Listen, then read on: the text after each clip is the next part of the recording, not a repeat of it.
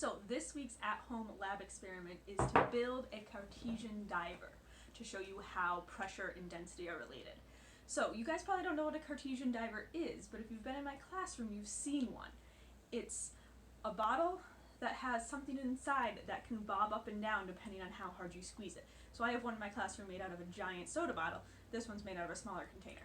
But you can make them bob up and down. So I'm going to show you how you can do this yourself and then explain a little bit about how it works. So what you're going to need for this is a plastic water bottle with a cap. This is the one I have, and you have to be able to squeeze it. So something like a soda bottle, especially one of the large soda bottles, will work even better than this. This just happens to be the only one I have. You're going to need a pen cap. A larger pen cap will work better, and if you can find one that doesn't have any holes in the top, it'll be best. But if all you can find is one that does have a hole in the top, like this one here, I can show you how you can work with that. You're going to need some clay that is squishy that you can mold with, and a paper clip, and then finally some water. Okay, so to start, we're going to fill our bottle up. So you're going to fill this up all the way, and this is part of the reason why I have the towel, because I've been spilling. But you want to fill it up as much as you possibly can. You don't want any extra airspace in here.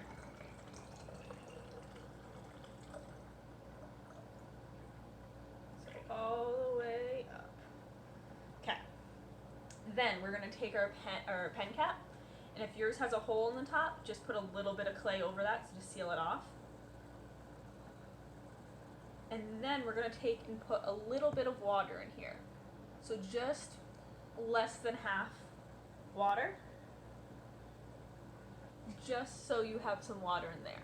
So it's not all air. It's going to make it sink easier. Then cover the bottom with some more clay.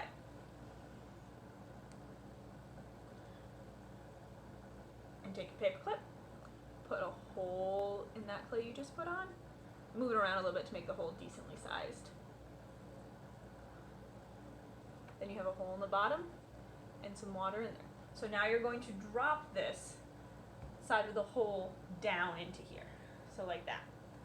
Put your lid on, squeeze it, turn it tight, and then squeeze your bottle. And you can see it drops down.